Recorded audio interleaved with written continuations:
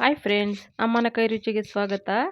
ನೋಡಿ, ಇವತ್ತು ಹುರುಳಿಕಾಯಿ ಬಸ್ಸಾರು ಮಾಡೋದು ಹೇಗೆ ಅಂತ ನೋಡೋಣ.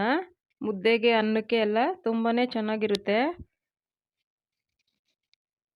ಈಗ ಹೇಗೆ ಮಾಡೋದು ಅಂತ ನೋಡೋಣ. ನೋಡಿ, ಒಂದು ಕುಕ್ಕರಲ್ಲಿ ತೊಗರಿಬೇಳೆ ತೊಳೆದಿಟ್ಕೊಂಡಿದ್ದೀನಿ. ಈಗ ಅದಕ್ಕೆ ಸ್ವಲ್ಪ ನೀರು ಹಾಕ್ಕೊಳ್ಬೇಕು. ನೀರು ಹಾಕ್ಕೊಂಡು ಒಂದು ವಿಜಲ್ಲು ಕೂಗಿಸ್ಕೊಂಡ್ರೆ ಬೀನ್ಸು ನೆಕ್ಸ್ಟ್ ಹಾಕಿದ್ರೆ ಸರೋಗುತ್ತೆ. ಒಂದೇ ಸರಿ ಹಾಕಿದ್ರೆ ಬೀನ್ಸ್ ಎಲ್ಲ ತುಂಬಾ ನುಣ್ಣಗಾಗ್ಬಿಡುತ್ತೆ, ಬೇಳೆ ಸ್ವಲ್ಪ ಬೇಯಲ್ಲ. ನೋಡಿ, ಈ ಥರ ಒಂದು ವಿಜಲ್ ಹಾಕ್ಸ್ಕೊಂಡು ಒಂದೊಂದು ಬೇಳೆ ಸ್ವಲ್ಪ ಬೇಯಲ್ಲ, ಆ ಥರ ಇರುತ್ತೆ. ಒಂದು ವಿಜಲ್ ಹಾಕಿದೆ ನೋಡಿ, ಅರ್ಧ ಬೇಳೆ ಬೆಂದಿದೆ ನೋಡಿ. ಈಗ ಬೀನ್ಸ್ ಹಾಕ್ಕೊಂಡ್ರೆ ಎರಡು ಸಮವಾಗಿ ಬೇಯುತ್ತೆ. ಇವಾಗ ಇದಕ್ಕೆ ಬೀನ್ಸು ಹಾಕ್ಕೊಳ್ಬೇಕು. ನೋಡಿ, ಚೆನ್ನಾಗಿ ಈ ಥರ ಬಿಡಿಸ್ಕೊಂಡು ತೊಳೆದಿರೋ ಅಂಥ ಬೀನ್ಸು ತುಂಬಾ ರುಚಿ ಇರುತ್ತೆ ಬೀನ್ಸಲ್ಲಿ ಬಸ್ಸಾರು ಮಾಡೋದ್ರಿಂದ. ನೀವು ಹಾಗೆ ಬೇಯಿಸ್ತೀನಿ ಅಂದರೂ ಬೇಯಿಸ್ಕೊಳ್ಬೋದು, ಇಲ್ಲಾಂದರೆ ನಮ್ಗೆ ಬೇಗ ಆಗಬೇಕು ಅಂದರೆ ಒಂದು ವಿಜಲ್ ಹಾಕ್ಸಿದ್ರೆ ಕುಕ್ಕರಲ್ಲಿ ಸರೋಗುತ್ತೆ. ನೋಡಿ, ರುಚಿಗೆ ತಕ್ಕಷ್ಟು ಉಪ್ಪು. ಈಗ ನಾನು ಒಂದು ವಿಜಲ್ ಹಾಕ್ಸ್ತೀನಿ. ಬೇಯಿಸೋದಂದರೆ ಸ್ವಲ್ಪ ಲೇಟ್ ಆಗುತ್ತೆ ನೋಡಿ. ಅಷ್ಟೊತ್ತಿಗೆ ಕುಕ್ಕರ್ ತಣ್ಣಗಾಗೋ ಅಷ್ಟೊತ್ತಿಗೆ ನೋಡಿ, ಇಲ್ಲಿ ಒಂದು ಈರುಳ್ಳಿ ದಪ್ಪದು, ಒಂದು ಬೆಳ್ಳುಳ್ಳಿ ಈ ಥರ ಸುಟ್ಟಿ ಮಾಡೋದ್ರಿಂದ ತುಂಬಾ ರುಚಿ ಬರುತ್ತೆ ಸಾಂಬಾರು. ನಾವು ನಾಟಿ ಸ್ಟೈಲಲ್ಲಿ ಮಾಡೋ ಥರ ಸಾಂಬಾರು ಬರುತ್ತೆ. ಕೆಲವರು ಎಣ್ಣೆನಲ್ಲೆಲ್ಲ ಫ್ರೈ ಮಾಡ್ತಾರೆ, ಅದು ಅಷ್ಟೊಂದು ರುಚಿ ಬರಲ್ಲ. ನೋಡಿ, ಈ ಥರ ಸುಟ್ಕೊಬೇಕು ಒಂದು ಈರುಳ್ಳಿ ಒಂದು ಬೆಳ್ಳುಳ್ಳಿ. ನೋಡಿ, ಇಲ್ಲಿ ಕುಕ್ಕರ್ ತಣ್ಣಗಾಗಿದೆ. ಈಗ ಇದನ್ನು ಬಸ್ಕೊಳ್ಬೇಕು. ನೋಡಿ, ಹದವಾಗೆ ಬೆಂದಿದೆ. ಎರಡು ಒಟ್ಟಿಗೆ ಹಾಕ್ಬಿಟ್ರೆ ಬೀನ್ಸ್ ಎಲ್ಲ ತುಂಬಾ ಮೆತ್ತಗಾಗ್ಬಿಡುತ್ತೆ. ನೋಡಿ, ಒಂದು ಪಾತ್ರೆಗೆ ಇದು ಈ ಥರ ಬಸ್ಕೊಳ್ಬೇಕು ನೀರೀಗ. ಈ ಥರ ಬಸಿಯೋಕ್ಕೆ ಬರಲ್ಲ ಅನ್ನೋರು ಒಂದು ಸೊಪ್ಪು ಬಟ್ಲು ಬರುತ್ತಲ್ಲ, ಅದರಲ್ಲಿ ಬಸ್ಕೊಳ್ಬೋದು. ನೋಡಿ, ಈ ಥರ ಬಸ್ಕೊಂಡು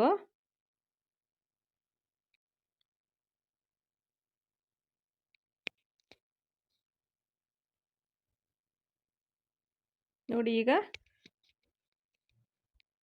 ಅದಕ್ಕೆ ಖಾರ ರುಬ್ಕೊಳ್ಬೇಕು. ನೋಡಿ, ಈ ಥರ ಬೆಂದಿರುತ್ತೆ ಬೇಳೆ.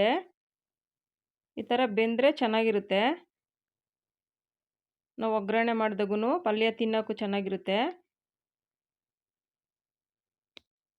ನೋಡಿ, ಈಗ ಖಾರ ರುಬ್ಕೊಳ್ಬೇಕು. ನೋಡಿ, ಒಂದು ಮಿಕ್ಸಿ ಜಾರ್ ತೊಗೊಂಡು ಸ್ವಲ್ಪ ಹಸಿಕಾಯಿ ಕಟ್ ಮಾಡಿರೋ ಅಂಥದ್ದು.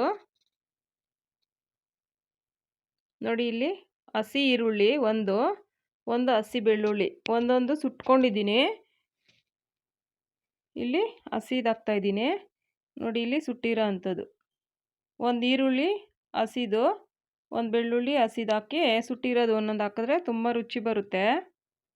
ಇದು ಹಳೆ ಕಾಲದಲ್ಲಿ ನಮ್ಮ ಅಜ್ಜಿ ತಾಯಂದ್ರ ಆ ಥರ ಮಾಡ್ತಾಯಿದ್ವಿ ಸಾಂಬಾರು. ಇದು ತುಂಬಾ ಇಷ್ಟಪಟ್ಟು ತಿಂತಾರೆ ಎಲ್ಲರೂ. ನೋಡಿ, ಸಾಂಬಾರು ಪೌಡ್ರು ನಾನು ಇಲ್ಲಿ 2.5 ಸ್ಪೂನ್ ಹಾಕ್ತಾಯಿದ್ದೀನಿ. ನಮ್ಮ ಮನೆ ಖಾರಕ್ಕೆ ನೋಡಿಕೊಂಡು ಎಷ್ಟು ಬೇಕೋ ಹಾಕ್ಕೊಳ್ಬೇಕು. ನೋಡಿ, ಹುಣಸೆಹಣ್ಣಿನ ರಸ ನೆನೆಸಿಟ್ಟಿದೆ, ಚೆನ್ನಾಗಿ ಇದಾಗುತ್ತೆ ನೆನೆಸಿಟ್ರೆ. ನೋಡಿ, ಬೇಳೆ ಬೇಯಿಸಿದ್ವಲ್ಲ, ರುಬ್ಬೋದಕ್ಕೆ ಬೇಳೆ ಹಾಕ್ಕೊಳ್ಬೇಕು. ನಿಮ್ಗೆ ಸಾರು ಜಾಸ್ತಿ ಬೇಕು, ಸ್ವಲ್ಪ ತಿಕ್ನೆಸ್ ಇರಬೇಕು ಅಂದರೆ ಬೇಳೆ ಸ್ವಲ್ಪ ಜಾಸ್ತಿ ಹಾಕ್ಕೊಂಡ್ರೆ ಸಾರು ಚೆನ್ನಾಗಿ ಬರುತ್ತೆ ಮಂದಕ್ಕೆ. ನೋಡಿ, ರುಬ್ಬಿದಾಗಿದೆ. ಈಗ ಇದನ್ನು ನಾವು ನೀರೇನು ಬಸ್ಕೊಂಡಿರ್ತೀವಿ ಅದಕ್ಕೆ ಸೇರಿಸ್ಕೊಳ್ಬೇಕು. ನೀರು ಜಾಸ್ತಿ ಹಾಕ್ಬಾರ್ದು, ನೋಡಿ ಹಾಕ್ಕೊಳ್ಬೇಕು. ಇನ್ನು ಪಲ್ಯದಲ್ಲೆಲ್ಲ ನೀರು ತೆಗೆದ್ರೆ ಅದೆಲ್ಲ ನೀರು ಇರುತ್ತೆ, ಸ್ವಲ್ಪ ನೋಡಿ ನೀರು ಹಾಕ್ಕೊಳ್ಬೇಕು. ಎಕ್ಸ್ಟ್ರಾ ನೀರೇನು ಜಾಸ್ತಿ ಹಾಕೋದು ಬೇಡ.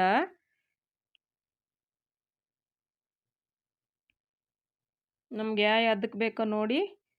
ತುಂಬ ಗಟ್ಟಿ ಇದ್ದರೆ ಚೆನ್ನಾಗಿರಲ್ಲ, ಸ್ವಲ್ಪ ನೀರು ಹಾಕ್ಕೊಂಡ್ರೆ ಒಂದು ಸ್ವಲ್ಪ ತೆಳುವಿದ್ರೆ ಚೆನ್ನಾಗಿರುತ್ತೆ. ನೋಡಿ, ಸ್ವಲ್ಪ ರುಚಿಗೆ ಉಪ್ಪು, ನಾವು ಸ್ವಲ್ಪ ಎಕ್ಸ್ಟ್ರಾ ನೀರು ಸೇರಿಸಿರ್ತೀವಲ್ಲ ಅದಕ್ಕೋಸ್ಕರ ಉಪ್ಪೊಂದು ಸ್ವಲ್ಪ ಹಾಕ್ಕೊಳ್ಬೇಕು. ನೋಡಿ, ಇಲ್ಲಿ ಒಗ್ಗರಣೆಗೆ ಸಾರು ಕಾಯಕ್ಕೆ ಇಟ್ಟಿದ್ದೀನಿ. ಇಲ್ಲಿ ಒಗ್ಗರಣೆಗೆ ಸ್ವಲ್ಪ ಸಾಸಿವೆ, ಒಂದು ಸ್ವಲ್ಪ ಈರುಳ್ಳಿ, ಸಣ್ಣದಾಗಿ ಕಟ್ ಮಾಡಿರೋಂಥ ಈರುಳ್ಳಿ. ನೋಡಿ, ಈರುಳ್ಳಿ ಸ್ವಲ್ಪ ಈ ಥರ ಬಾಡಿಸ್ಕೊಂಡ ನಂತರ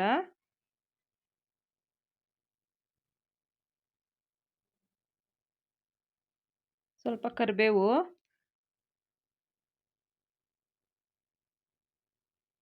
ನೋಡಿ ಕರಿಬೇವು ಈ ಥರ ಚೆನ್ನಾಗಿ ಫ್ರೈ ಮಾಡ್ಕೊಳ್ಬೇಕು. ಅದು ಚೆನ್ನಾಗಿ ಫ್ರೈ ಆದ್ರೇ ಅದ್ರದ್ದು ಅರೋಮ ಬರುತ್ತಲ್ಲ, ತುಂಬ ಟೇಸ್ಟ್ ಚೆನ್ನಾಗಿರುತ್ತೆ ಸಾಂಬಾರ್ಗೆ ಹಾಕಿದ್ರೂ. ನೋಡಿ ಆಗಿದೆ ಈಗ, ನೋಡಿ ಸಾರು ಕುದೀತಾ ಇದೆ. ಈಗ ಈ ಒಗ್ಗರಣೆನ ಸಾರಕ್ಕೆ ಸೇರಿಸ್ಬೇಕು. ತುಂಬ ಅಂದರೆ ತುಂಬಾ ಚೆನ್ನಾಗಿರುತ್ತೆ ಮುದ್ದೆಗೆ, ಅನ್ನಕ್ಕೆ ಎಲ್ಲ. ಇದು ಕುದಿಸಿದಷ್ಟು ಇನ್ನೂ ತುಂಬ ಚೆನ್ನಾಗಿರುತ್ತೆ ಸಾಂಬಾರು. ನೀವು ಒಂದು ವಾರ ಇಟ್ಕೊಂಡು ತಿಂದ್ರೂ ಚೆನ್ನಾಗಿರುತ್ತೆ, ಅಷ್ಟು ಚೆನ್ನಾಗಿರುತ್ತೆ ಸಾಂಬಾರು. ನೋಡಿ ಸಾಂಬಾರ್ಗಾಯಿತು. ಈಗ ಪಲ್ಯ ಒಗ್ಗರಣೆ ಮಾಡ್ಕೊಳ್ಬೇಕು.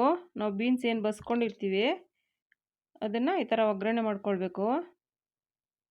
ನೋಡಿ ಸ್ವಲ್ಪ ಎಣ್ಣೆ ಹಾಕ್ಕೊಂಡು, ನೋಡಿ ಒಣಮೆಣಸಿನ್ಕಾಯಿ ಸ್ವಲ್ಪ, ನೋಡಿ ಈರುಳ್ಳಿ ಒಂದು ದಪ್ಪ ಸೈಜು ಕಟ್ ಮಾಡ್ಕೊಂಡಿರೋ ಸಣ್ಣಗೆ. ಸಾಸಿವೆ ಏನು ಹಾಕೋ ಅವಶ್ಯಕತೆ ಇಲ್ಲ, ನಾವು ಆವಾಗಲೇ ಸಾಂಬಾರ್ಗೆ ಹಾಕಿದಾಗ ಅದರಲ್ಲೇ ಇರುತ್ತೆ, ಸಾಸಿವೆ ಏನು ಬೇಡ. ಕರಿಬೇವು ಸ್ವಲ್ಪ, ಈರುಳ್ಳಿ ಜಾಸ್ತಿ ಹಾಕ್ಕೊಂಡಷ್ಟು ಪಲ್ಯ ತುಂಬಾ ರುಚಿ ಬರುತ್ತೆ. ನೋಡಿ ಬೀನ್ಸ್ ಇದು ನೀರೆಲ್ಲ ತೆಗೆದು ಹಿಂಡ್ಕೊಳ್ಬೇಕು. ನೀರಿನಂಶ ಇದ್ದರೆ ಪಲ್ಯ ತಿನ್ನೋಕ್ಕೆ ಚೆನ್ನಾಗಿರಲ್ಲ, ನೀರನ್ನ ತೆಗಿಬೇಕು. ಒಂದು ತಟ್ಟೆ ಇಟ್ಕೊಂಡು ತಟ್ಟೆಗೆ ಚೆನ್ನಾಗಿ ಈ ಥರ ಪ್ರೆಸ್ ಮಾಡಿ ಇದು ಮಾಡಿದ್ರೆ ನೀರೆಲ್ಲ ಹೋಗುತ್ತೆ. ನೋಡಿ ಈ ಥರ ಡ್ರೈ ಇದ್ದರೆ ಪಲ್ಯ ತಿನ್ನೋಕ್ಕೆ ಚೆನ್ನಾಗಿರುತ್ತೆ. ಕೆಲವರು ನೀರು ಸಮೇತ ಹಂಗೆ ಬಗ್ಸಿರೋದನ್ನೇ ಹಾಕ್ತಾರೆ, ಅಷ್ಟು ಚೆನ್ನಾಗಿ ಬರಲ್ಲ ಅದು. ಈ ಥರ ನೀರು ತೆಗೆದ್ಬಿಟ್ಟು ಹಾಕಿದ್ರೆ ತುಂಬಾ ಚೆನ್ನಾಗಿ ಬರುತ್ತೆ. ನೋಡಿ ರೆಡಿ ಆಯಿತು ಪಲ್ಯ. ಒಮ್ಮೆ ಟ್ರೈ ಮಾಡಿ, ತುಂಬಾ ಟೇಸ್ಟ್ ಇರುತ್ತೆ. ನೋಡಿ ಹಳೆ ಕಾಲದವ್ರಿಗೆಲ್ಲ ಈ ಥರ ಸಾಂಬಾರು ಮುದ್ದೆ ಮಾಡಿಕೊಟ್ಬಿಟ್ರೆ ಅವ್ರಿಗಿನ್ಯಾವ ಊಟನೂ ಬೇಡ ಇದ್ರ ಮುಂದೆ, ಅಷ್ಟು ಇಷ್ಟಪಟ್ಟು ತಿಂತಾರೆ. ನೋಡಿ ತುಂಬ ಕರೆಕ್ಟಾಗಿ ಆಗಿದೆ, ಈ ಹದನೇ ಇರಬೇಕು. Thank you friends.